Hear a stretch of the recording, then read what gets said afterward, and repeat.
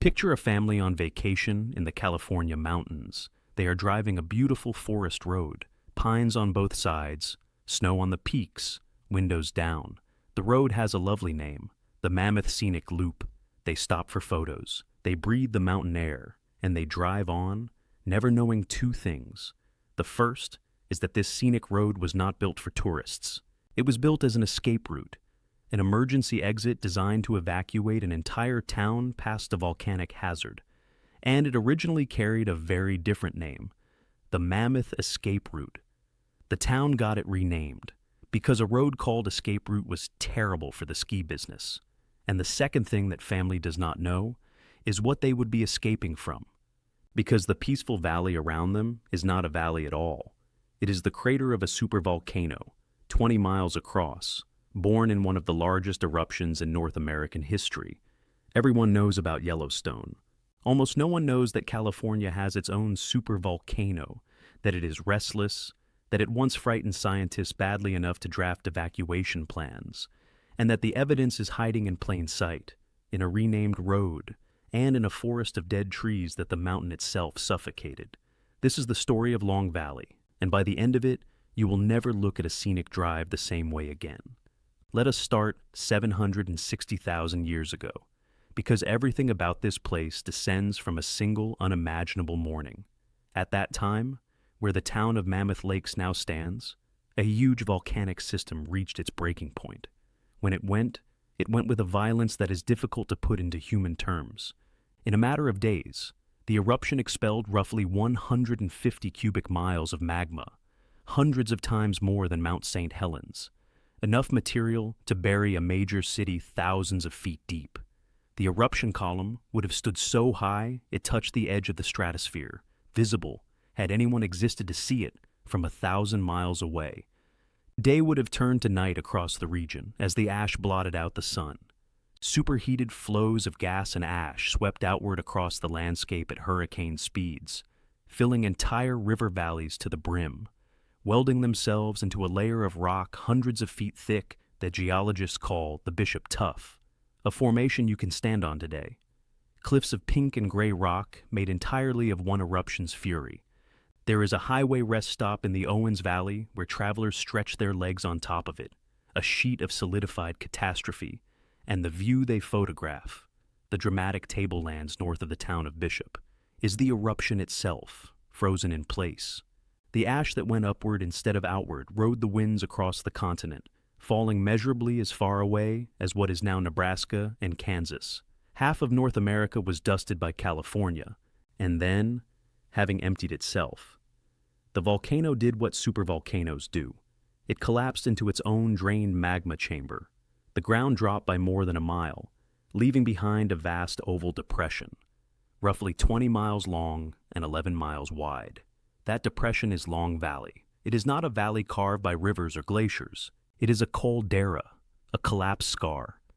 The same kind of structure as Yellowstone, sitting on the eastern side of the Sierra Nevada, with a highway running through it, ranches inside it, hot springs steaming across its floor, and one of the most popular ski destinations in America, the town of Mammoth Lakes, sitting right at its western edge. And the caldera has never fully gone cold.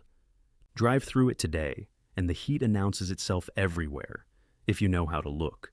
Steam rises from creek banks on winter mornings.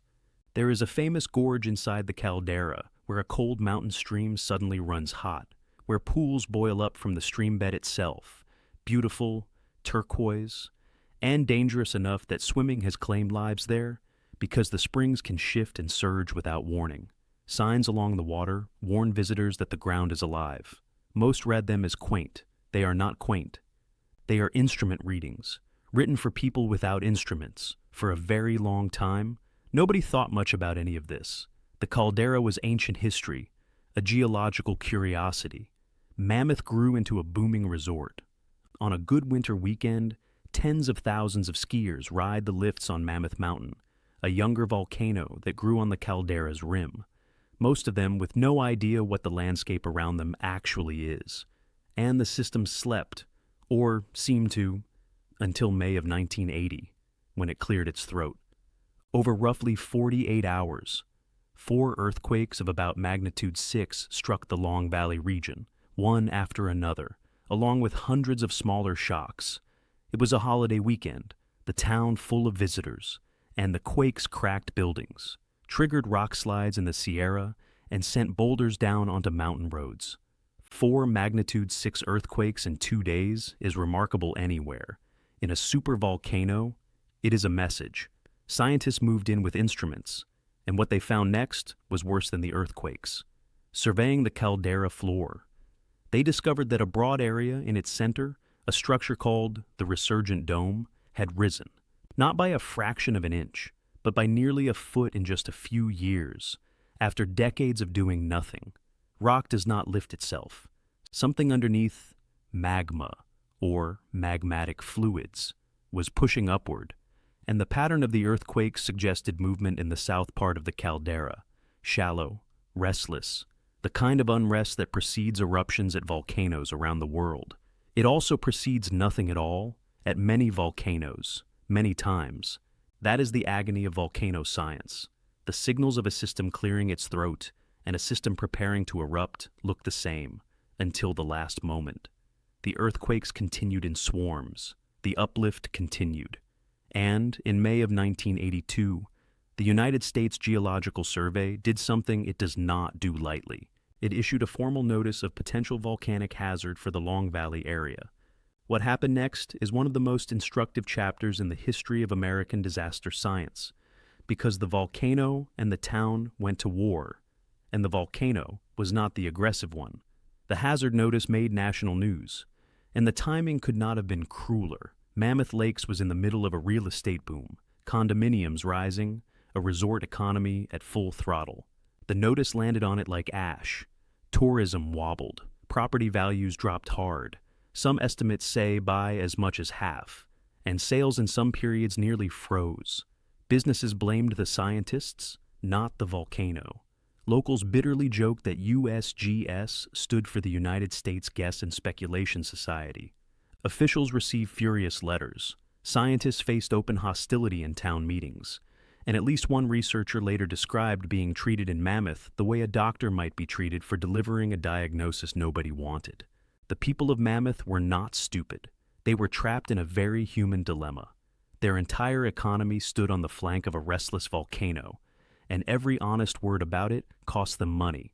It is the same dilemma every community on this channel eventually faces, from the Tsunami Coast to the Lahar Valleys. And Long Valley is where America ran the experiment first. And yet, quietly, the responsible things happened anyway. Emergency plans were drawn up, and the county built the road, a new route out of the north side of town, because Mammoth Lakes had essentially one main way in and out, and if an eruption or a big earthquake cut that road, tens of thousands of people would be bottled up against a volcano. Look at the town on a map, and the problem is obvious in seconds. A dead-end community at the foot of a volcanic system. With its lifeline running across ground, the 1980 quakes had already damaged with rock slides. The new road's working name was exactly what it was, the Mammoth Escape Route. And here is the detail this entire video hangs on. The name did not survive. Under local pressure, it was changed to the Mammoth Scenic Loop, a name with all the dangers sanded off. The road still exists. The purpose still exists. Only the honesty was evacuated. To this day, families drive it for the views, and the name tells them nothing about why the pavement is under their tires. The 1980s crisis eventually cooled. The swarms eased. The eruption never came.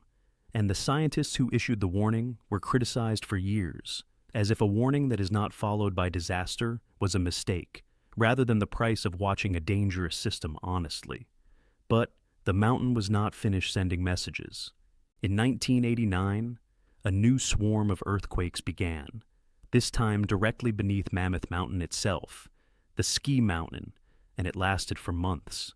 Scientists eventually concluded that a sheet of magma had risen inside the volcano, stalling below the surface. No eruption, but the intrusion left a signature no one expected, and it wrote that signature in trees. A few years later, rangers noticed something strange near a place called Horseshoe Lake, on the south side of a Mammoth Mountain. The pines were dying, not one by one, but in whole stands, acres of mature forest turning brown and gray for no visible reason. No beetles, no drought pattern, healthy soil. The trees were simply dying from the roots up. When scientists tested the ground, they found the answer. And it is quietly one of the eeriest facts about any American volcano. The soil was saturated with carbon dioxide, volcanic gas, seeping up from the magma that had intruded beneath the mountain, rising through fractures and soaking the root zone. In places, the gas made up a huge share of the air in the soil, where a normal forest measures a fraction of a percent. The trees were suffocating from below. Over 100 acres of forest died, and the dead zone is still there today. Bare gray trunks standing beside a parking lot and a lake, photographed by tourists who mostly have no idea they are looking at a volcano's exhale. Scientists still measure the gas flowing out of that ground, tens of tons of carbon dioxide, every single day, decades after the intrusion that started it. The mountain has been exhaling that plume longer than some of the skiers on it have been alive. And that gas is not just a tree problem. Carbon dioxide is invisible, odorless, and heavier than air, which means it collects in low places, basements, tents pitched in hollows, and pits dug into deep snow. Warning signs around Horseshoe Lake tell visitors not to linger in depressions, an instruction that must sound strange to anyone who does not know the ground there breathes. It is not a theoretical danger. People have died on this mountain from volcanic gas, including members of the ski patrol, working on the mountain they knew well. Overcome in a snow hollow, where the gas had pooled, the mountain does not need lava to be lethal. It only needs chemistry and a low spot. So that is the record. A supereruption in deep time, a caldera with a town on its rim, a modern crisis of earthquakes and uplift, a renamed escape road, a magma intrusion, a suffocated forest. The natural question is the one this channel always arrives at. What is this system going to do next? And what do the scientists watching it actually say? Start with how closely it is watched. Because Long Valley is one of the most heavily monitored volcanic areas in the United States, seismometers ring the caldera, listening to every crack and shudder, and in an average year, they log hundreds to thousands of small earthquakes, a background crackle the public never hears about. GPS stations track the rise and fall of the resurgent dome to fractions of an inch, and the dome has genuinely moved, rising in slow episodes, a couple of feet in total since the unrest began decades ago, pausing, then creeping upward again. Instruments sample the gases at the tree kill and the fumaroles, watching for any change in the mountain's breath. Satellites pass overhead and measure the deformation of the whole caldera floor from orbit. The system even earns its keep. A geothermal plant inside the caldera turns the volcanic heat into electricity for tens of thousands of homes. A supervolcano on the grid, quietly paying rent. All of that data flows to the California Volcano Observatory, the successor to the team that weathered the storms of the 80s, and their assessment today is worth hearing in full because it cuts both ways. The reassuring half. In recent years, scientists have used dense networks of sensors to build detailed images of what actually lies beneath Long Valley, in effect, taking a medical scan of the caldera, using thousands of small earthquakes as the light source. And the picture is calmer than the 1980s feared. The Great Magma Chamber appears to be substantially cooled and crystallized, more mush and solid than liquid fire, with far less eruptible melt than a system priming for another supereruption. The ground still rises and falls in episodes. The earthquake swarms still come and go, but researchers increasingly read this as the restlessness of a giant releasing fluids and settling, a hot system venting as it cools, not one reloading. The odds of another Bishop Tuff-scale catastrophe in any human time frame are considered extremely remote. On that score, the internet doom headlines about Long Valley are simply wrong, and we will say so plainly, because a channel that cries Supervolcano every week is a channel you should not trust. Now, the other half, the part that keeps the observatory funded. A system does not need a supereruption to matter. The Long Valley region includes a chain of young craters and domes, running north from Mammoth toward Mono Lake, and this chain is the part of the system that is genuinely young. Drive that stretch of highway and you pass a parade of fresh volcanic landforms most travelers never register. Perfect cinder cones, obsidian domes of black glass, craters with lakes in them, all of it built by eruptions in the last few tens of thousands of years. A blink.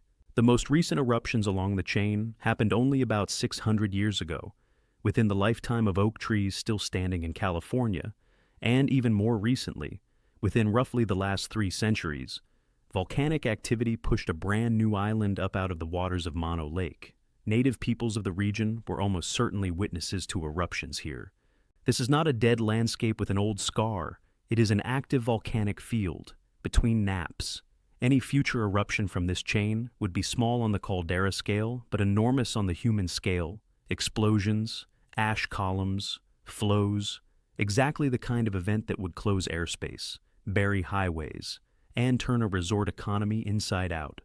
Volcanologists consider a small eruption somewhere in that chain, at some point, a realistic long-term expectation for the region, with odds in any single year that are low, comparable to the background risk Californians already accept from major earthquakes, but never zero, and the 1980s proved the region can move from silence to crisis footing in months.